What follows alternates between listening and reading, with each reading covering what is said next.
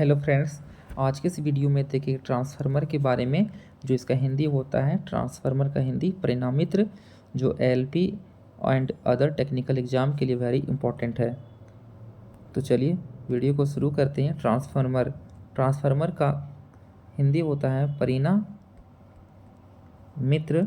और यह जो होता है यह एक स्थैतिक युक्ति होती है जो एसी को एसी में कन्वर्ट करती है, यानी कि एसी करंट को एसी करंट में ही कन्वर्ट करती है। उसी को हम ट्रांसफार्मर कहते हैं। और ट्रांसफार्मर का खोज माइकल फैराडे नामक साइंटिस्ट ने किया था।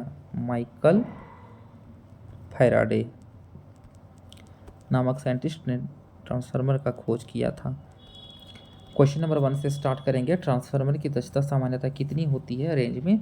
तो इसका राइट आंसर हो जाएगा 90 से 98% एक अच्छे ट्रांसफार्मर की एफिशिएंसी होती है। Question number 2,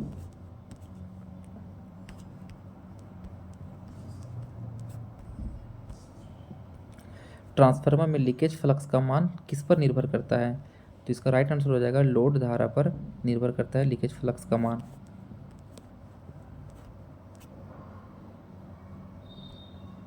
question number 3, transformer के अंदर प्रवेश करने वाली नमी को रोकने के लिए ब्रीदर में किस पदार्थ का इस्तेमाल होता है? तो नमी को रोकने के लिए जो इस्तेमाल होता है इसका राइट आंसर हो जाएगा हमारा सिलिका जेल।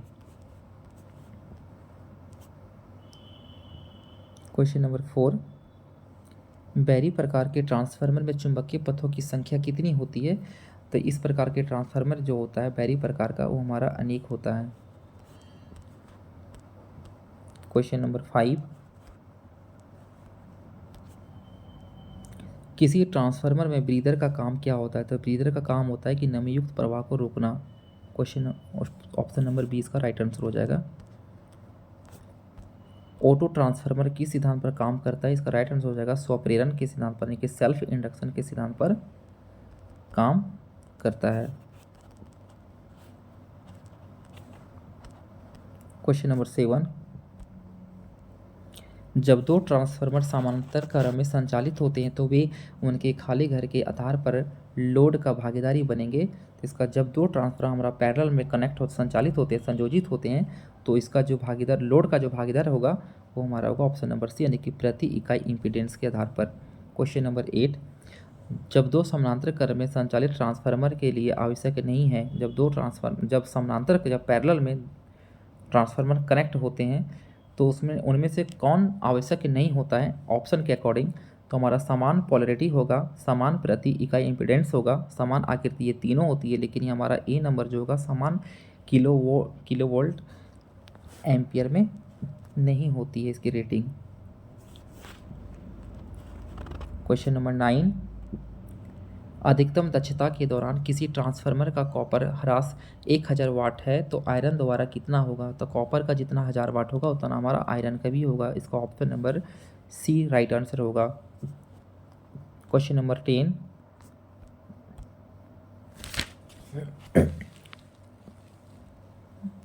ट्रांसफार्मर कोर में हमिंग ध्वनि उत्पन्न होने का क्या कारण होता है? हमिंग ध्वनि जो ट्रांसफार्मर में होती है उसका रीजन क्या होता है? तो इसका ऑप्शन नंबर सी होगा कि उनके कोर में जो होता है ना वो लेमिनेटेड करके जो अपरिपूर्ण कसाव, अनलेमिनेटेड जो होता है वो कॉपर का होता है, उनके कोर में लिपटाव होता है और उसका जो कसाव होता है उसको जो फिटिंग होती है वो हमारा ठीक से नहीं होने के कारण हमारा जो ट्रांसफार्मर के अंदर हमिंग ध्वनि उत्पन्न होने लगती है, यानी कि लेमिनेटेड कोर के अपरिपूर्ण कसाव होने के कारण। ऑप्शन नंबर इसका सी होगा। क्वेश्चन नंबर 11, बिना फ्रीक्वेंसी बदले वोल्टेज व करंट को कम अधिक करने वाले यंत्र को क्या कहते हैं? तो हम लोग ट्रांसफार्मर के बारे में पढ़ रहे हैं तो हमारा ऑप्शन नंबर डी होगा। ट्रांसफार्मर जो होती है वो फ्रीक्वेंसी और वोल्टेज व करंट के कम अधिक करने वाले यंत्र को कहते हैं, यानी कि एसी को एसी में।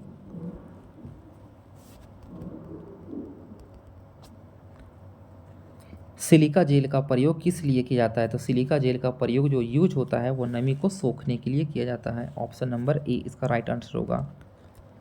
क्वेश्चन नंबर 13, ट्रांसफार्मर किस सिद्धांत पर काम करता है? ट्रांसफार्मर जो होता है वो हमारा अन्योन प्रेरण पर काम करता है। इसका अन्य राइट आंसर का बी होगा, ऑप्शन नंबर बी, जिसको बोलते हैं mutual induction, mutual induction. Transformer जो होता है वो हमारा म्यूचुअल इंडक्शन के सिद्धांत पर काम करता है और यह एक विद्युत स्थैतिक युक्ति होती है जो एसी को एसी में कन्वर्ट करती है, ट्रांसफार्मर। 14 क्लिप ऑन मीटर में कौन सा ट्रांसफार्मर का उपयोग किया जाता है? तो क्लिप ऑन मीटर में जो ट्रांसफार्मर उपयोग लिया जाता है, इसका राइट आंसर होगा बी नंबर, यानी कि करंट ट्रांसफार्मर, यानी कि सीटी। करंट ट्रांसफार्मर में हम लोग क्लिप ऑन मीटर का यूज करते हैं।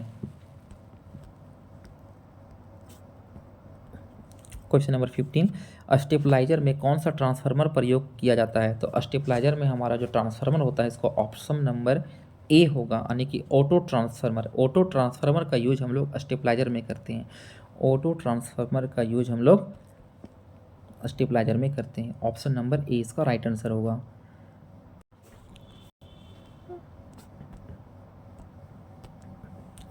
Question number 16 three phase supply को किस कनेक्शन के द्वारा दो फेजों में बदला जा सकता है? तो थ्री फेज यानी कि थ्री फेज का जो सप्लाई होती है वो हम मतलब किस कनेक्शन के द्वारा दो फेज में हम कन्वर्ट कर देंगे, बदला जा सकता है? इसका ऑप्शन नंबर 16 का सी होगा, जिसको बोलते हैं हम स्कॉट कनेक्शन के द्वारा। स्कॉट कनेक्शन के द्वारा थ्री फेज सप्लाई को हम टू फेज सप्लाई में कन्वर्ट करते हैं। किस कनेक्शन के द्वारा? तो स्कॉट कनेक्शन के द्वारा। ऑप्शन नंबर सी इसका राइट आंसर होगा। Question number 17 short circuit test द्वारा ट्रांसफार्मर की कौन सी हानियां ज्ञात की जाती है? जब हमारे ट्रांसफार्मर में शॉर्ट सर्किट टेस्ट होती है तो उस समय 17 नंबर का ए नंबर होगा, यानी कि कॉपर लॉस होता है। कॉपर लॉस होगा। शॉर्ट सर्किट टेस्ट के द्वारा ट्रांसफार्मर में जो क्षति होती है हमारा कॉपर लॉस होगा। Question number 18 open circuit test द्वारा ट्रांसफार्मर की कौन सी हानि ज्ञात होती है? अब ओपन सर्किट टेस्ट में कौन सी क्षति होगी ट्रांसफार्मर के द्वारा? इसका राइट आंसर होगा 18 का होगा, option number B, iron loss होता है। क्वेश्चन नंबर 19 ट्रांसफार्मर में जिन सिरों पर सप्लाई देंगे वो क्या कहलाते हैं? जिन सिरों पर हम लोग सप्लाई देंगे ट्रांसफार्मर में उसे हम कहते हैं, 19 का जो होगा ऑप्शन नंबर बी होगा, नहीं प्राइमरी वाइंडिंग। प्राइमरी वाइंडिंग पर हम सप्लाई देते हैं ट्रांसफार्मर में। ट्रांसफार्मर में अधिक वोल्टेज वाली साइट को क्या कहा जाता है? तो ट्रांसफार्मर में अधिक वोल्टेज वाली साइट को जो हम कहेंगे उसको बोलेंगे high tension line.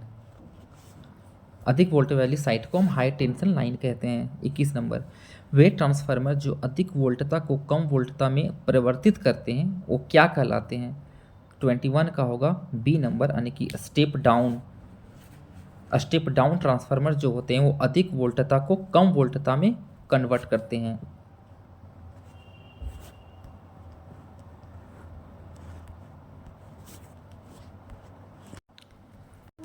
Silica gel का प्रयोग मुख्यतः किसमें किया जाता है? तो सिलिका जेल का जो यूज होता है वो हमारा होगा ब्रीदर में होगा। 23 नंबर ट्रांसफार्मर में निम्न में से कौन सी सुरक्षा रिले होती है? तो ट्रांसफार्मर में जो सुरक्षा रिले होती है वो हमारा होगा बुकुल्ज रिले। बुकुल्ज रिले जो होती है वो ट्रांसफार्मर में एक प्रोटेक्शन रिले होती है। क्वेश्चन नंबर 24 ट्रांसफार्मर की रेटिंग किस में ज्ञात की जाती है? तो ट्रांसफार्मर की जो रेटिंग जो होती है किलोवोल्ट एम्पियर में, यानी कि KVA में ज्ञात की जाती है ट्रांसफार्मर की रेटिंग।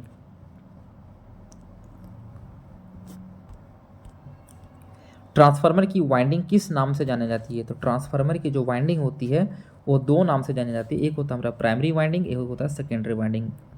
ए नंबर ट्रांसफार्मर कोर बनाने में किस धातु का उपयोग किया जाता है? तो ट्रांसफार्मर का कोर जो होता है वो हमारा होगा सिलिकॉन स्टील की बनी हुई होती है या नर्म लोहा का बना होता है। दोनों में कोई भी ऑप्शन लगा लग सकता है, नर्म लोहा या फिर सिलिकॉन स्टील ट्रांसफार्मर का कोर बनाने में इस्तेमाल होता है।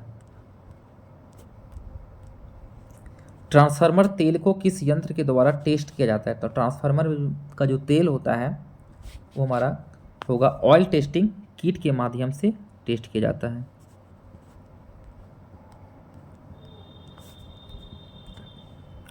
ट्रांसफार्मर में ताप मापने के लिए क्या लगाया जाता है? तो ट्रांसफार्मर में टेम्परेचर को मापने के लिए हम टेम्परेचर गेज का यूज करेंगे। जिस ट्रांसफार्मर की दक्षता 100% हो उसे क्या कहते हैं? तो 100% वाले ट्रांसफार्मर को जो बोलेंगे उसे हम कहते हैं step up transformer. Question number 30, जिस ट्रांसफार्मर में वाइंडिंग कोर से घिरी हुई होती है वो क्या कहलाते हैं? तो जिस ट्रांसफार्मर में वाइंडिंग कोर से, जो कोर में जो नरम लोहा का कोर रहता है ट्रांसफार्मर का, जो वाइंडिंग से चारों तरफ घिरी हुई रहती है, वो कहलाता है बी नंबर, उसका ऑप्शन राइट आंसर होगा। यानी कि सेल टाइप के ट्रांसफार्मर में कोर से घिरी हुई वाइंडिंग होती है। ट्रांसफार्मर में जिस वाइंडिंग को इनपुट स्रोत से कनेक्ट किया जाता है वो क्या कहलाते हैं? इसका राइट आंसर होगा प्राइमरी वाइंडिंग। ट्रांसफार्मर में कौन सी विद्युत धारा पर काम करती है? तो इसका राइट आंसर होगा प्रत्यावर्ती धारा, यानी कि एसी पर काम करती है।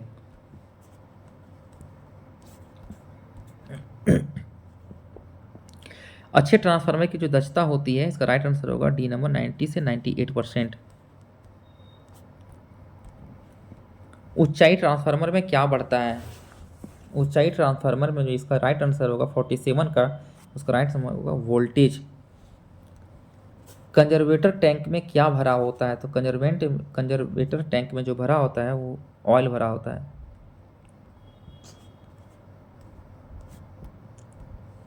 नमी सोखने के बाद सिलिका जेल का रंग कैसा हो जाता है? तो नमी सोखने के बाद सिलिका जेल का जो रंग हो जाएगा, इसका राइट आंसर होगा 49 का ए, गुलाबी।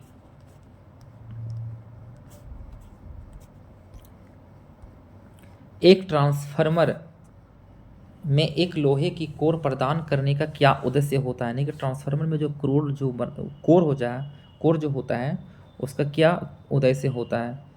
तो इसका उद्देश्य होगा सी नंबर, यानी कि चुंबकीय पथ की रिलक्टेंस को कम करता है, यानी कि प्रतिष्ठंभ को कम करता है।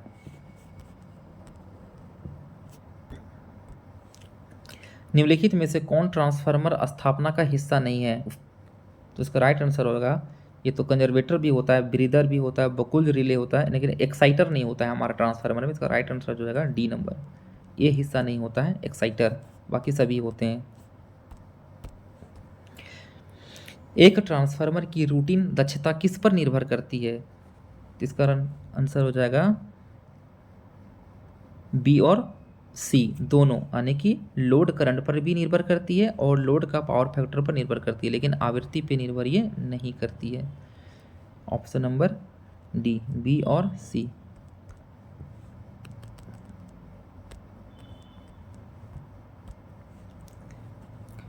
ट्रांसफार्मर में एक कंजर्वेटर का क्या काम होता है? तो ट्रांसफार्मर में एक कंजर्वेटर का जो काम होता है कि ऑप्शन नंबर सी हो जाएगा राइट आंसर।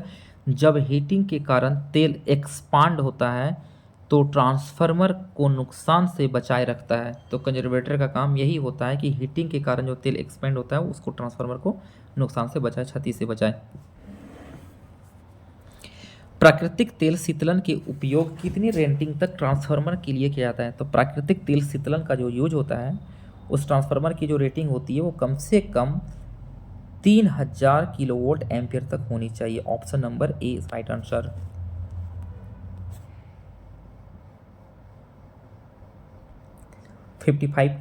पावर ट्रांसफार्मर को अधिकतम दक्षता के लिए डिजाइन किया गया है। तो पावर ट्रांसफार्मर जो होता है अधिकतम दक्षता, इसका जो राइट आंसर होगा 55 का होगा। यह लगभग पूर्ण भार पर होता है, जितना लोड होगा उतना ही भार पर। एक वितरण ट्रांसफार्मर की अधिकतम दक्षता कितनी होती है? तो एक अधिकतम ट्रांसफार्मर की जो दक्षता होती है तो हमारा 50% भार पर।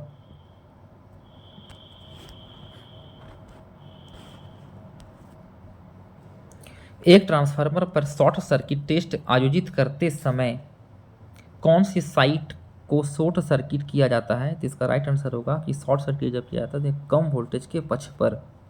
58।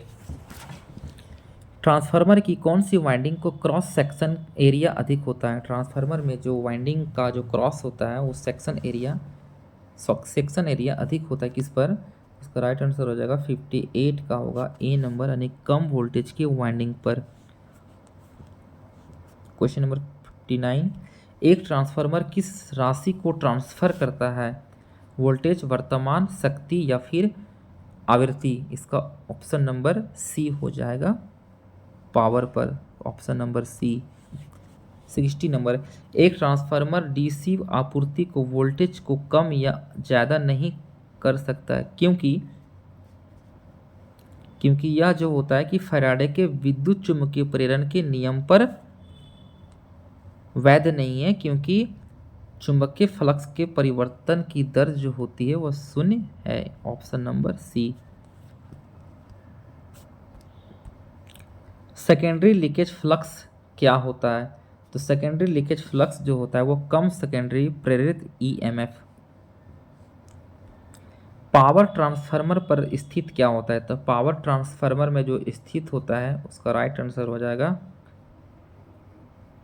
63 का सी नंबर, आने की पावर डिवाइस।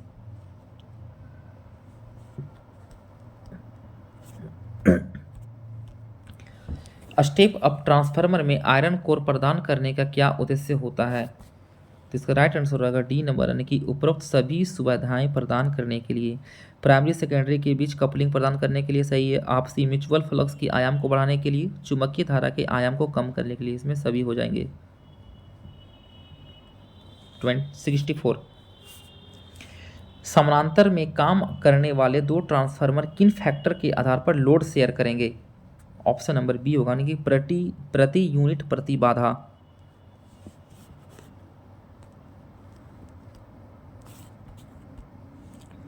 निम्नलिखित में से ट्रांसफार्मर में नहीं बदलता है, तो क्या नहीं बदलता है इसमें? 65 का हमारा 6 जो होगा, फ्रीक्वेंसी जो होती है वो कभी नहीं बदलती है, बाकी सब बदलता है। एक ट्रांसफार्मर में प्राथमिक से द्वितीयक तक ऊर्जा पहुंचाई जाती है किसके माध्यम के द्वारा? तो इसका राइट आंसर रहेगा फ्लक्स के द्वारा। 66 का फ्लक्स के द्वारा राइट आंसर इसका। एक ट्रांसफार्मर कोर लेमिनेशन में होता है, क्या होता है? कोर लेमिनेशन जो होता है वो हमारा एडी करंट को कम करता है। ट्रांसफार्मर में कोर लेमिनेशन यानी कि एडी करंट हानि को कम करता है कोर लेमिनेशन।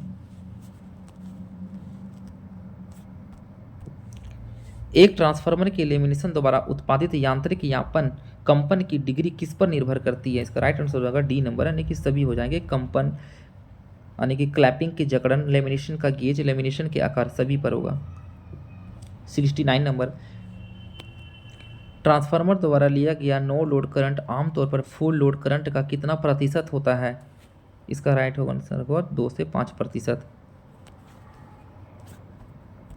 70, ट्रांसफार्मर पर कोई ना लोड टेस्ट क्या ज्ञात करने के लिए किया जाता है? ट्रांसफार्मर पर कोई नो लोड टेस्ट ज्ञात करने के लिए क्या किया जाता है? तो इसका राइट आंसर होगा सी नंबर, यानी कि मैग्नेटाइजिंग करंट और हानियाँ। 71, ट्रांसफार्मर पर संपनर का परीक्षण क्या ज्ञात करने के लिए किया जाता है? इसका राइट आंसर होगा ए नंबर, यानी कि टेम्परेचर। एक ट्रांसफार्मर की दक्षता लगभग कितनी होती है? एक ट्रांसफार्मर की दक्षता जो होती है वो लगभग 98% होती है। Cold rolled grain oriented steel यानी कि CRGO के लिए अनुमानीय फ्लक्स का घनत्व कितना होता है? इसका डेंसिटी कितना होता है CRGO के लिए? इसका राइट आंसर होगा 73 का ए नंबर, यानी कि 1.7 वेबर प्रति मीटर स्क्वायर। ट्रांसफार्मर कोर के निर्माण के लिए प्रयुक्त सामग्री आमतौर पर क्या होती है? तो इसका ऑप्शन हो जाएगा डी नंबर, सिलिकॉन स्टील या फिर नरम लोहा। ट्रांसफार्मर में नो लोड करंट और वोल्टेज से संबंधित क्या होता है? तो नो लोड और वोल्टेज से संबंधित जो होता है इसका राइट आंसर होगा 75 का ए नंबर, यानी कि 75 डिग्री से वोल्टेज के पीछे रहता है, यानी कि ये क्या करता है? लेग करता है। 76, ट्रांसफार्मर की दक्षता अधिकतम कब होगी? तो इसका राइट आंसर होगा डी नंबर, जब तांबे की हानि बराबर लोहे की हानि होती है तब हमारा ट्रांसफार्मर की दक्षता सबसे अधिक होती है।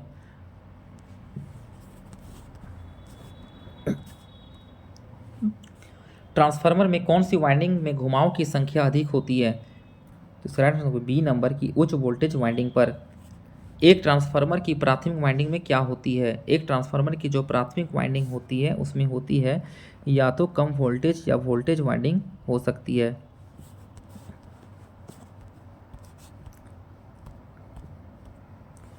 एक ट्रांसफार्मर में उच्च चुंबकीय फ्लक्स प्रवाह मार्ग होना चाहिए। क्या होना चाहिए?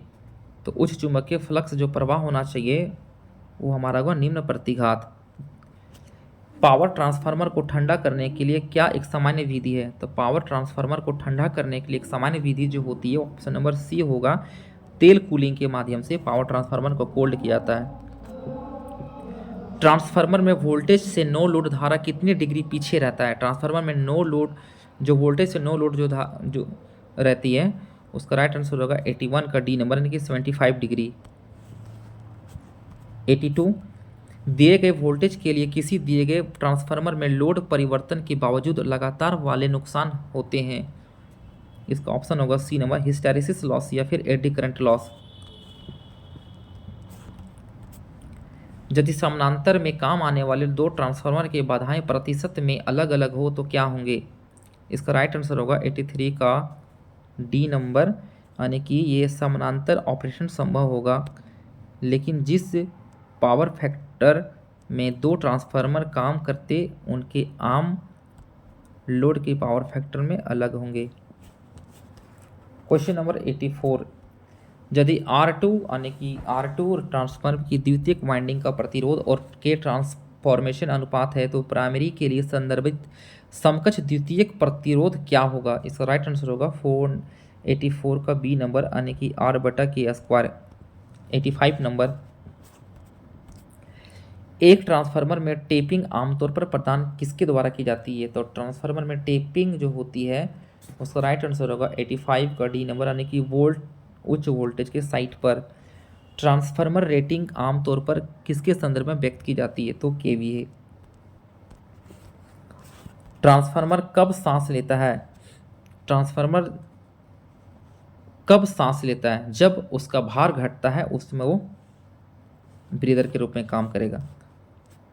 लास्ट क्वेश्चन है, किसी ट्रांसफार्मर का नो लोड करंट कब होता है? किसी ट्रांसफार्मर का नो लोड करंट तभी होगा जब परिमाण और कम पावर फैक्टर हो, उस समय नो लोड करंट होता है।